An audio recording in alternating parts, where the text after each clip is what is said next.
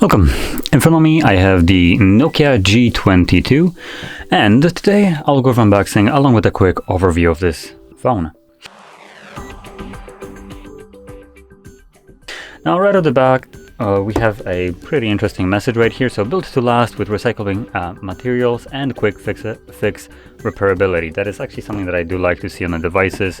Obviously nowadays most of the phones are made to not last, and when they break you're more incentivized to repair them. So I do like to see things like this. Now I guess we'll see how repairable that is. So I open it up for, well, just call it a typical user.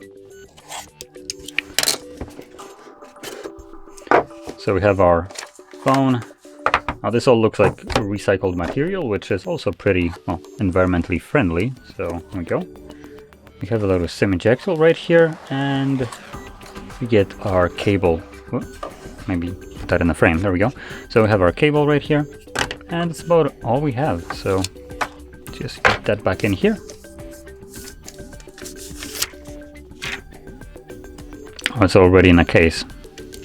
I'm gonna take off the case for now, so we can get a look on how the device actually looks like. So we have a plastic frame.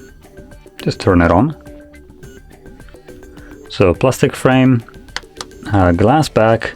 We have a headphone jack at the bottom, which is surprising. USB Type-C charging port. At the top there is nothing, and on our top left side we have our, well, something that looks like just a SIM tray. I'm gonna quickly check it.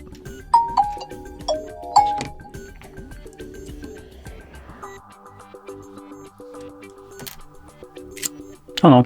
Okay, so we have dual SIM tray or SIM and SD tray. So there we go. Now, moving into the specs of this device, let's just quickly go through it. So the display right here, which you can see, this is a 6.5-inch display with a resolution of 720p by 1600. It's also an LCD IPS display that has 90 Hz refresh rate and typical brightness of about 500 nits. Comes with 81.1% screen to body ratio, with probably the more noticeable bezel being at the bottom right here. That is looking a little bit dated at the moment, considering how big it is. And comes with 270 pixels per inch. So that is to do with the bit of a lackluster resolution of 720p on a 6.5-inch display. So that's basically the display right here. Now, moving down the line into the internals, what's powering this device? So number one, the battery in here, that's a 5050 mAh battery, so pretty big unit in here. On a Unisec T606 processor with 4 GB of RAM and 64 or 128 gigs of storage. And obviously you can extend it further using the SD card if you want to. When it comes down to the cameras at the back, we have a triple camera setup. Now in reality this is just a single camera setup. So the main sensor, and the one that we'll be using for basically everything, is the 50 megapixel wide sensor f1.8.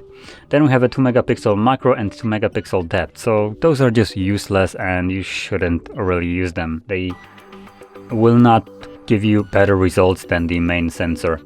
Now when it comes onto the depth sensor, which sometimes works in collaboration with the main one for instance portrait photos.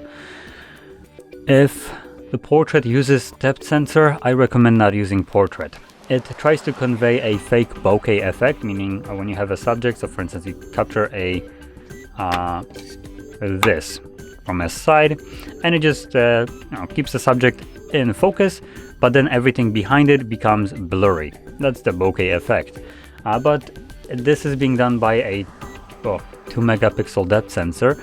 Therefore, when you have a subject that has, I don't know, for instance, hair, the resolution of this sensor gets all effy and creates this almost like a halo effect around the subject, because it just doesn't have enough data to do this in a good way. So it just tries to fake it and fake the bokeh effect, and you will see areas where, for instance, you have like strands of hair where they just go from being super sharp to just being like a visible line where it just becomes instantly blurry, and it's not something that you want, obviously.